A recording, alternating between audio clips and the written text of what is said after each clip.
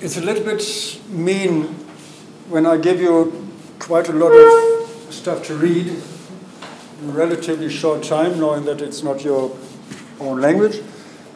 But as well, that there is a requirement. I said the one thing is fast reading, the other is slow reading. And if you read a text like this, as both texts I gave you, this is the contribution to the critique of political economy. If you read the Polanyi or Engels text, there are two levels on which you read, or which you can read. The one is simply the knowledge you gain, the immediate knowledge you gain, in terms of talking about certain facts, providing certain definitions, stating something in relatively clear terms of production is basically the summation of it. Production is always a social process. But what you find as well, if you read this slowly,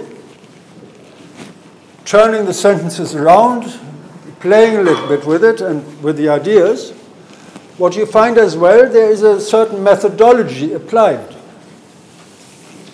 And this is in it. It's not said explicitly, I do now this and that. But you can see, reading this text, what he actually does. You can see there are two ways of dealing with history in this one sentence. We must either trace the various phases in the historical process of development, or else declare from the very beginning that we are examining one particular historical period. In both cases, he deals with history, but in a different way. And this is something you have to do, or we have to do always when we do scientific work. And learning is scientific work in terms of acquiring knowledge about certain things. We have to think about, is it just dealing with this one point in history, or is it considered to be part of a development?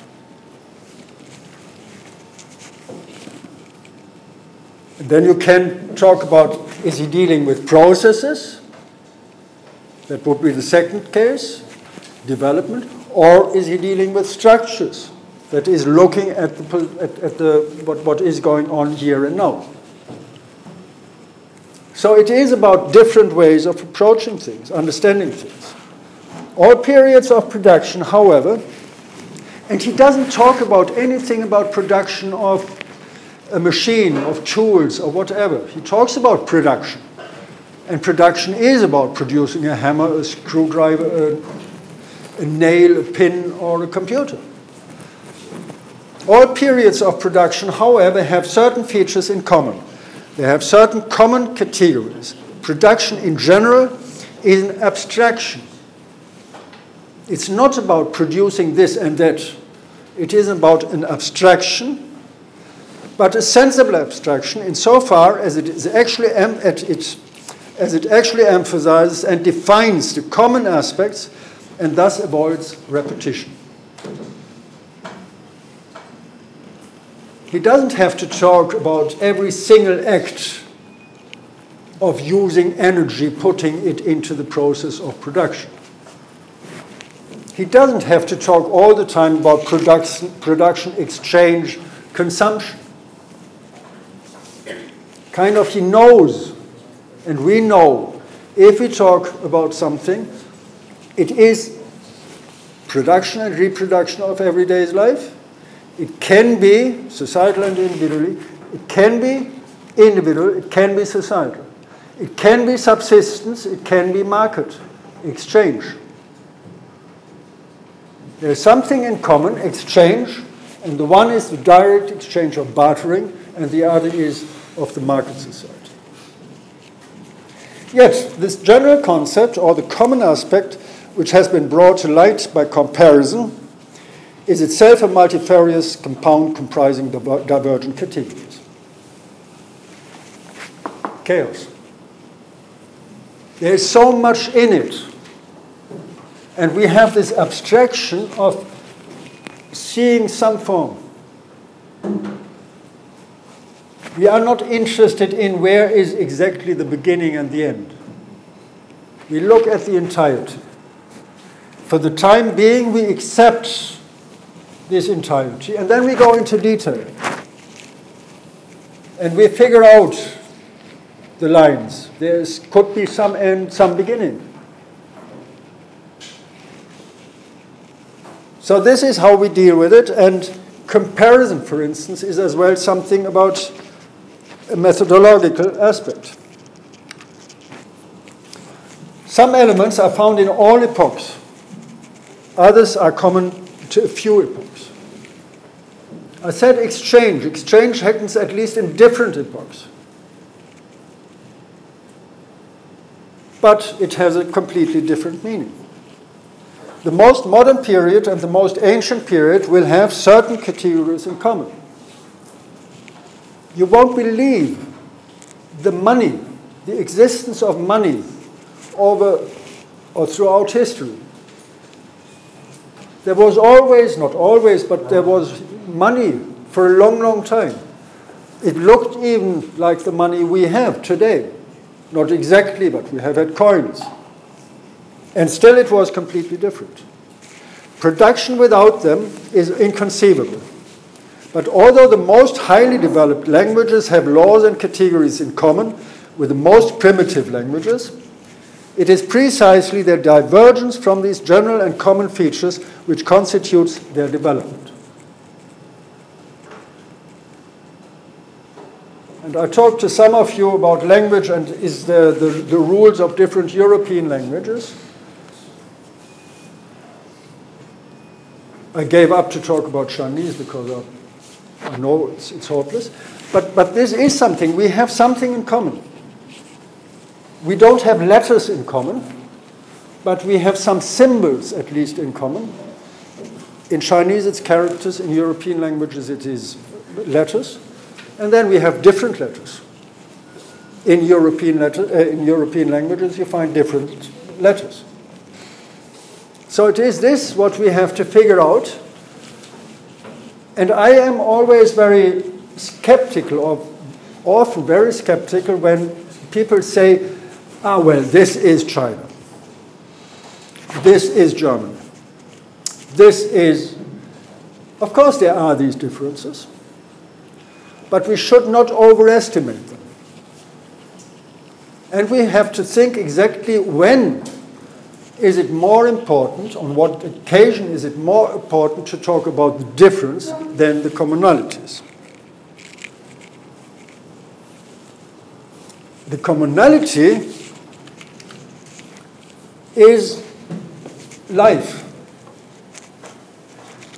Even if it is about functioning in life, it is life.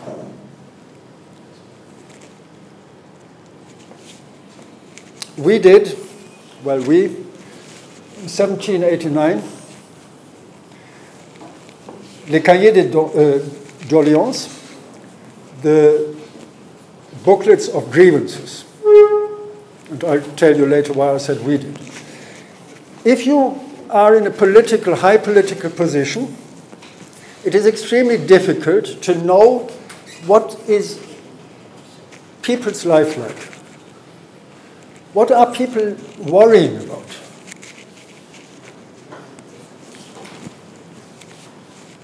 I was once on a conference, and it was a conference on poverty. There was one guy from the German ministry, federal ministry, central government. He was responsible for poverty and housing. And during lunch we had been chatting. And he lived in the city where the conference was. And we had been talking, what's your job and what are you doing for your living? And so he said, I'm responsible, central government, for poverty and housing. And last weekend, I walked with my wife or family there and there, and I saw the first time that there are people sleeping rough. They are homeless, and really homeless, they sleep on the streets. And this was only because I walked this way, and usually we walk this way. And I said, yeah, I left yesterday evening the hotel and just walked around the corner. I saw somebody looking in the bin for food. I don't know how you manage to be responsible for this and you don't see it for months. And I see it immediately. There are these ways of, we are not going there in a certain position. We have our job. We don't have to worry about it. We have our income. We have our order. And we have difficulties to understand what is going on. Because if we ever have had these problems, it is, in this case, a long time ago. I can imagine a little bit what it is like to be student, but my studies are a long time ago and in a different context. So in a way, I don't know what your problems are. The mobile phone was invented, this huge thing, after I left university and an end. So certain things didn't exist. As well, computers didn't exist. All these things, we have had an excellent library, 24 hours, 364 days, I think, open. So there was a difference, and I cannot imagine what are the problems today. Your problems in China, mine at that time, yes. So the French government said, revolution, time of the revolution, we, politicians, I, the king, want to know what is going on, what is bothering people, what are their grievances, what are their hopes. I give them books, little booklets, and help to write it down. Write what is important for you, what is important for your life.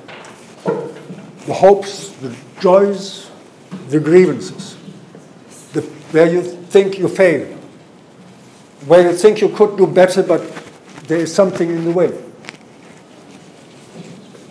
And then they had been sitting there in the National Assembly and discussing it. This is what people think, what concerns people, how they deal with the production and reproduction of their needs, of their wants, of their wishes, and where they have difficulties. And where they have difficulties is today in the United States of America, it's not one person in a huge number of unemployed people. You can put a figure onto it, statistics. But it is, I was told to go to college to get a good job. I now owe over 110,000 in student loans. I've been laid off twice in a year and a half. I live in the nation's capital, and even in income-restricted housing, my rent is over $1,000 per month. I'm lucky to eat. The American dream is no longer a dream, but a nightmare. I'm the 99%. This is not a figure. This is real life. In economics, we deal with figures. We put an unemployment rate on this. But this is what is behind it. This is something we always have to keep in mind. You will know this. This is what changed, where we have as well different means of communication. This Life in a Day, I watched it, which gives an impression, actually on the global, it is one day, they asked people to send stuff in. I think they got 4,500 hours, and then they made a film out of it. It doesn't have a plot. It doesn't tell a story.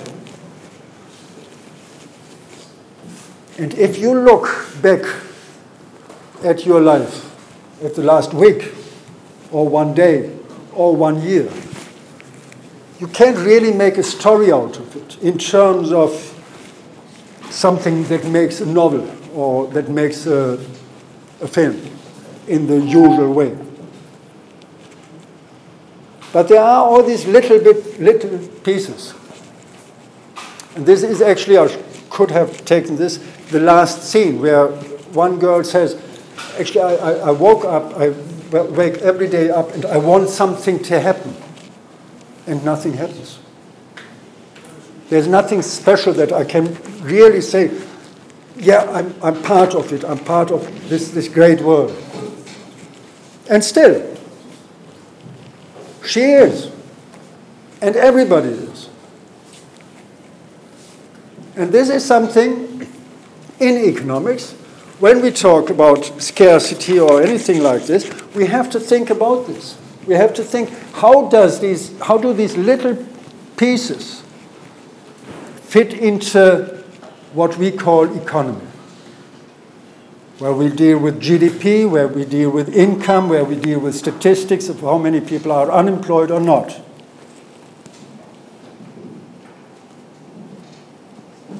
The statistics say something, and they are important, but we always have to be able to interpret them. Then we have, of course, theories that help us, methodologies that help us, and we have something in science, standing on the shoulders of these giants, where there is a certain order, and there are different orders.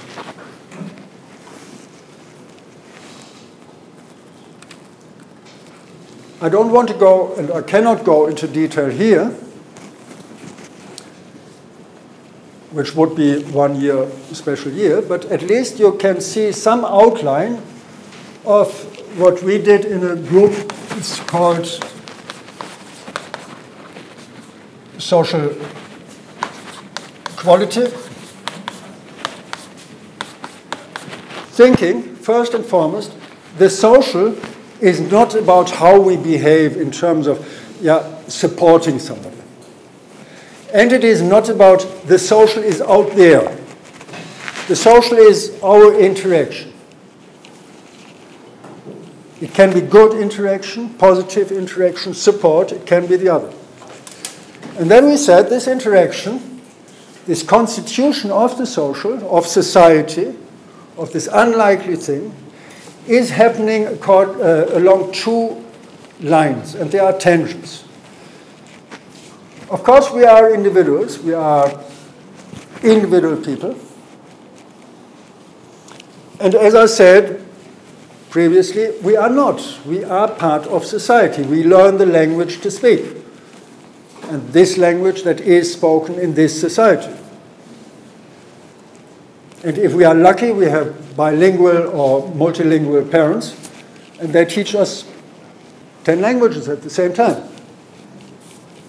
It's very confusing, I guess. But we are learning from society. We are learning certain rules, how to behave. And sometimes we learn to say, no, I don't accept this rule. It's part of it as well. But there is always this tension, biographical, individual development, and the societal development. Because whatever we do, if we accept rules or if we deny them, we refuse to follow, it contributes to society, to the development of society. And it is sometimes kind of funny when I look back today at music we listened 40 years ago or longer. At that time we thought, oh, this is really wild, this is just outrageous, and our parents didn't talk to us, and what is this noise, and just shut it down. And if I listen today, I think it is so tame, it is just nothing. And then we have had as well other music, which was, it's not the same as today, but which was as well something like it, and which you would categorize today as heavy metal or whatsoever. It's part of protest. And you find this in different areas. Then we have, talking about music, we listen with our peers, with our friends to certain music. And of course we go to the concert hall or to the underground or to whatever to listen it there. That's an institution.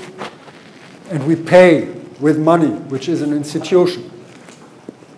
And we are only allowed to go there if we have this and that age, which is an institution. But we go there with our peers, or we go there with other people, even if they are not kind of our natural peers. They may be different age, they may be different social background or whatsoever. But this is how we live together, along these two lines. And if you work, let's assume you work during your daytime in a proper job, you have your tie, you have your gray suits, and everything is fine, looks neat, and is according to the institutional requirements of the highest standard, and then in the evening you change, you go on your motorbike, drive with, I don't know, 150 to the rock concert, and that's it. Completely different life. That's your tension, and that may be your tension as well. You go there, and you feel a little bit uncomfortable because you had been standing 9 hours in your gray suit, and now you have your leather jacket.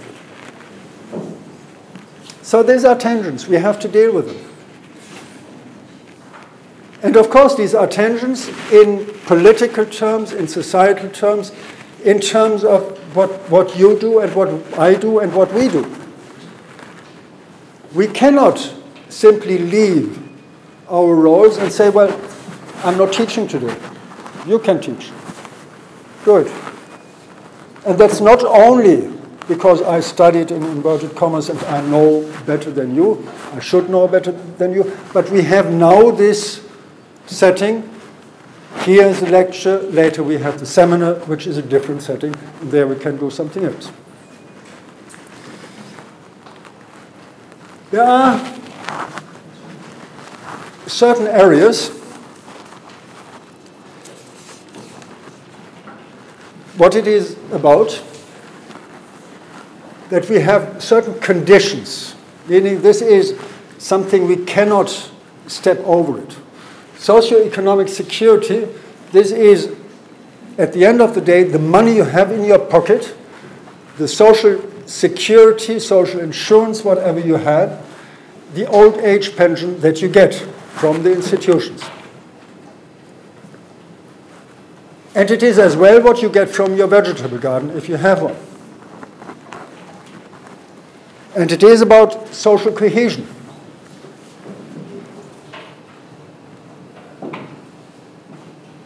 There is in many societies some discussion about the development. You have a poor society.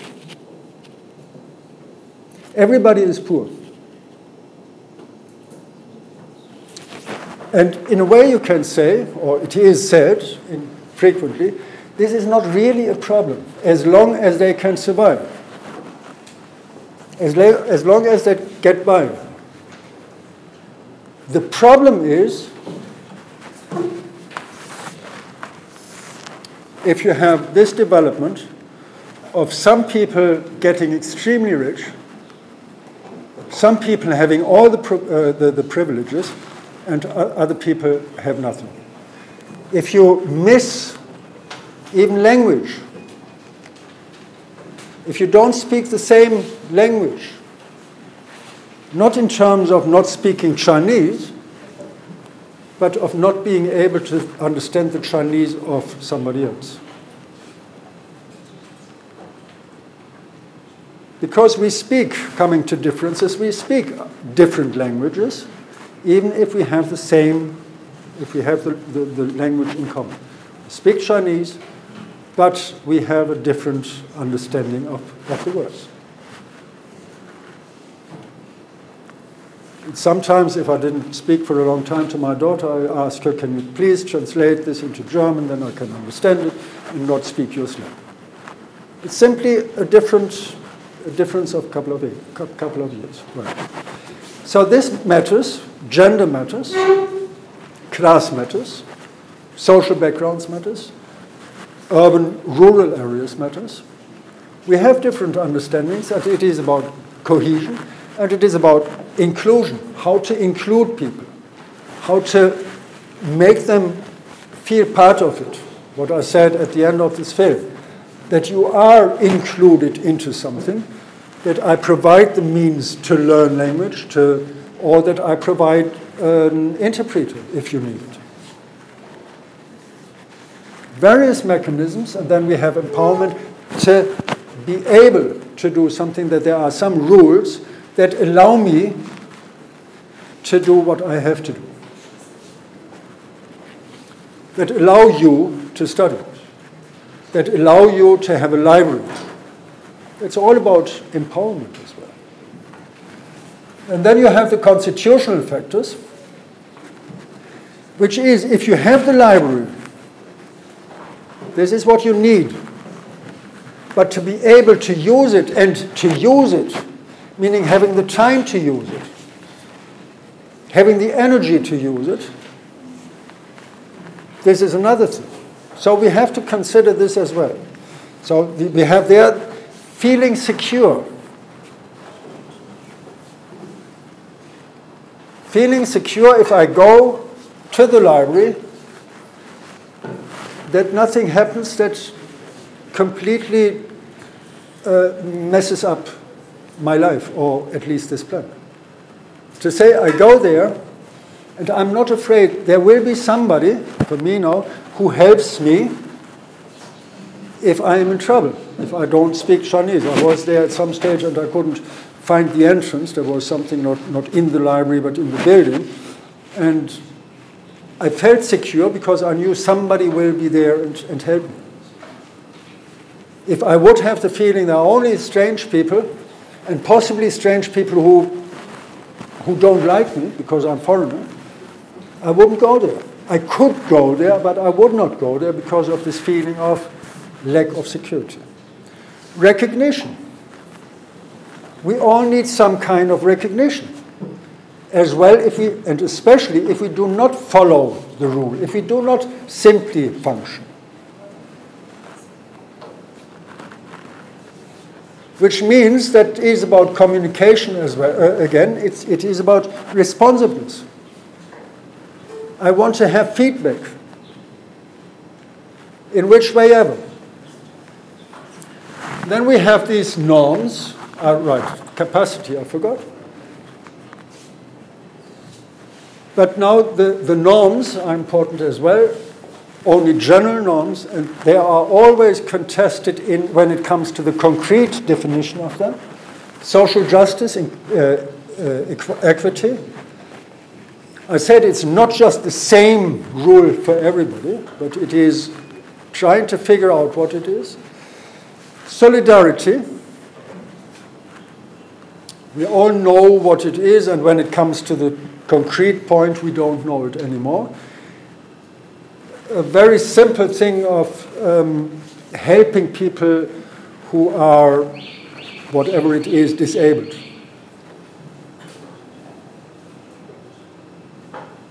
Why do you help me? I can do it on my own. Sorry. This is offending if you try to help me. And at the same time, of course, I need this help. Please help me. So we have to figure it out individually and societally. Human dignity. These are issues we have to figure out, and we have to figure out in our society where we live. And everybody has to adapt to it. We have to work out the different positions that are relevant for us. And these different positions are as well something what I mentioned before, quoting the Grundrisse. It is about, this is our history. And we have to look back to understand where we are today. And we are today in Changsha, campus, seaside, Hunan province, China. We know what this is. Asia, we don't really know what it is. If you are in Europe, you know immediately what it is. It's far away. But otherwise, it's not so clear. Some people even move Australia into Asia. But at least we know something. And we are on this globe. And this thing spins around and we don't fall off. That's at least what we hope. And that's the same if you are in Europe, you are in Europe, you are in one country, you are in one city, and then you have problems. What is Europe actually? Is it the EU Europe, or is it larger, what is called larger Europe, or something like this? So anyway, let's look at this space a little bit. This is a model called the tragedy of the commons, which should be called the problem with open access since it has little to do with the commons, and tragedy is kind of dramatic. Let's say there's some land with grass on it that people use as pasture for their animals. Nobody owns it, and anyone can come and graze their livestock here. We're assuming that people don't communicate or work together, so we would call this an open access field. Let's assume the number of animals this field can feed is based on the quantity and quality of the grass, which is based on the health of the soil, and it can only hold this many animals. This is the carrying capacity. If animals are added beyond this, the grass can't regrow fast enough to support them all. Also, the grass protects the soil from erosion. If too many animals are around, the field may decline in productivity, lowering the carrying capacity. The animals will be less healthy and provide lesser quality products, lowering the profit each animal provides. So it's in this group's best interest to keep the number of animals on the field at or below the carrying capacity. But every herdsman that puts an animal on the field will get the direct benefit that that animal provides for them, but they would only share a portion of the cost of the degraded field. If the field were at carrying capacity and a herdsman decides to add an extra animal, the added animal takes some of the food that would have gone to the others. This reduces their value. The owner of that additional animal comes out ahead because even though all his animals are a little bit less healthy, he has more of them. But each herdsman acts under these incentives and will keep adding animals to their herd or let their animals graze longer, so long as it's profitable to themselves. But really, they're all losing out, kind of like the prisoner's dilemma. Contrast this to a situation where only one person owns it. If they add an extra animal, they're only hurting themselves, so they don't do it. Since new people can't be excluded from the field, there's almost no point in boycotting the use because someone else could just come in. None of the herdsmen own the field, and they can see that the field may not be around forever. They see no point in conservation and just try to use it before someone else does. Okay, so we can go on to apply this model to unregulated open access fisheries, open access forests, and unregulated college dorm sink. But why I said it is about going back in history is that at this initial phase, there is not this private property. You have what is or what had been called the commons, which was the open field, and everybody, at least everybody from this tribe, could go there and bring the sheep, the cattle, whatever it was there, could harvest. It didn't belong to me, it didn't belong to you, it didn't belong to you, but it belonged to us. It was common property. It belonged to all of us. And as I said, there is this tension between, or referring to us as individuals. In which way ever we want to get as much as we think we need, and this is as much as it is possible to get. This is at least the understanding of a certain kind of thinking in anthropology. See another discipline. Everybody wants to maximize profit, maximize what he or she can get. Leaving aside if this is true or if it is entirely true, the tragedy of the common so-called tragedy of the common, is there is a problem if everybody tries to get as much as possible, but in terms of economics, from economics, there is scarcity. If we have enough, if we have plenty, we don't have to think about it.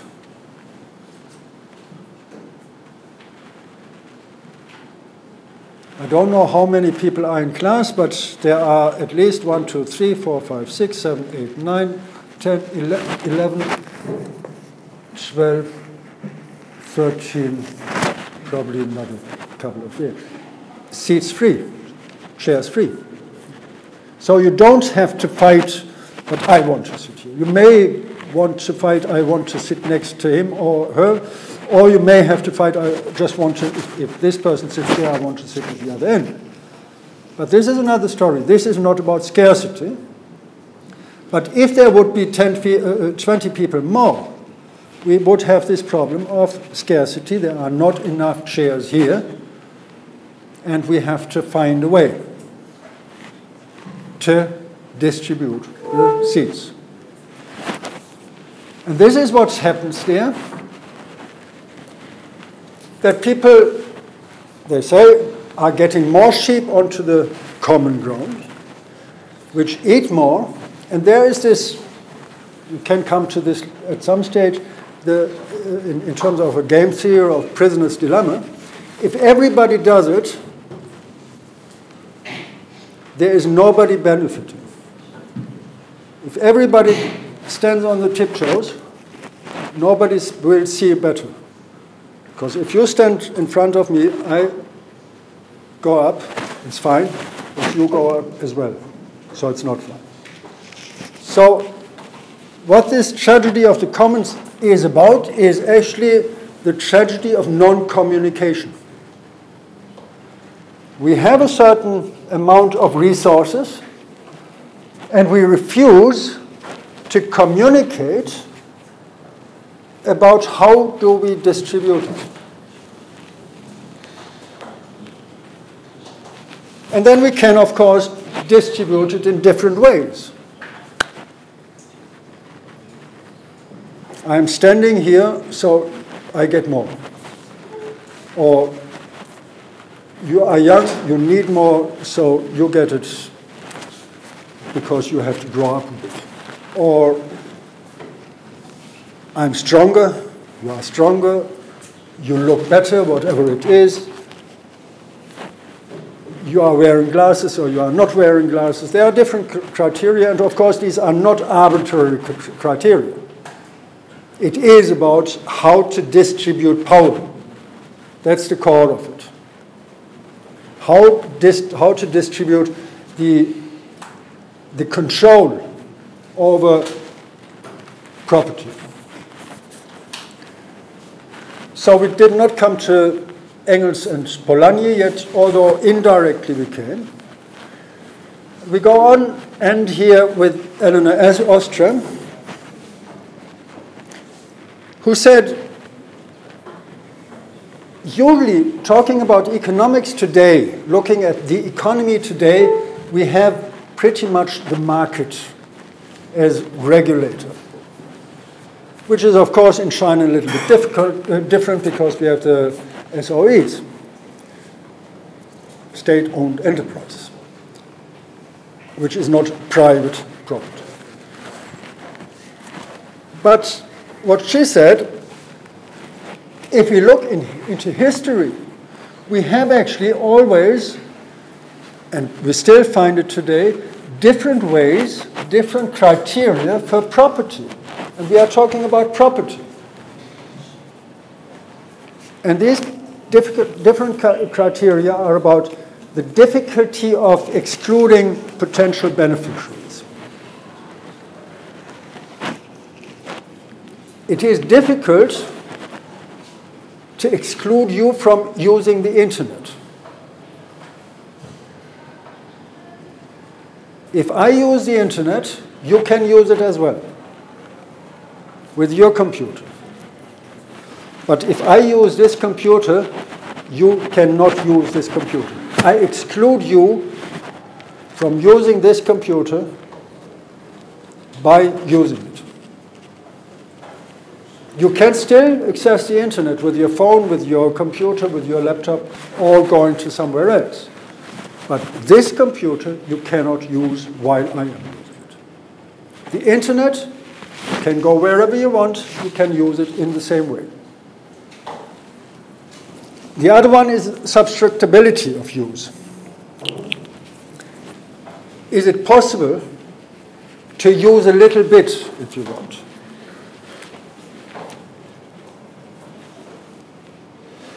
Or do you use the entirety? So, and she says, if there are, if we look at these different dimensions, we have always the two options. It's high or low difficulty of excluding somebody.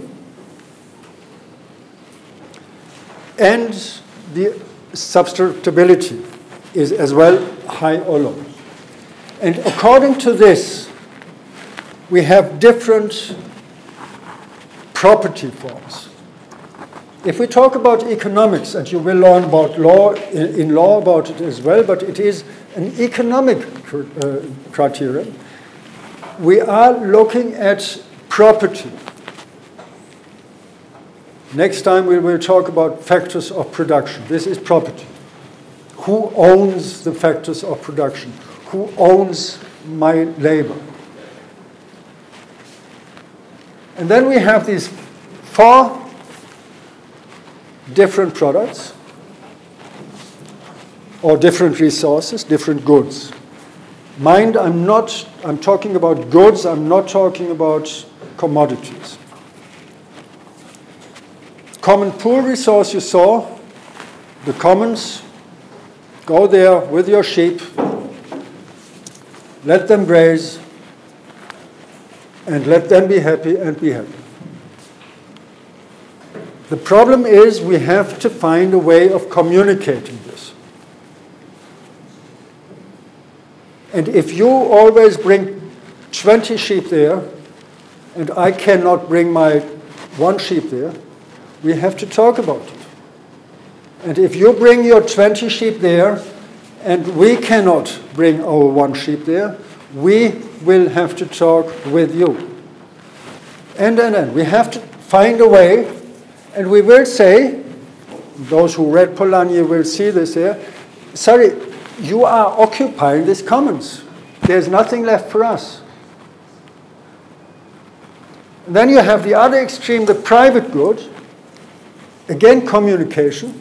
We don't say a word. At the end, we have a price tag. And this is the communication. There's a certain price, and this is what you pay. And if you don't pay it, you don't get it. Very simple. If you pay it, you get it. Then we have, of course, the same problem, in a way. If I have 20 goods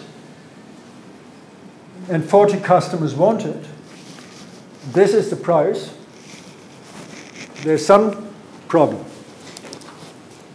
Meaning I could sell 40, I have all, no, what was it? I could sell,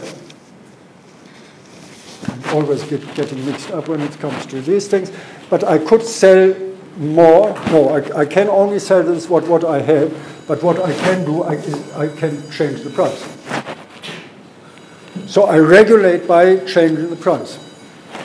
And then we have, at the end, we continue there next time, we have the toll goods, where it is a publicly provided, you have here the streets, motor highways, it's a public good, but at the same time it's run privately and you have the purely public goods.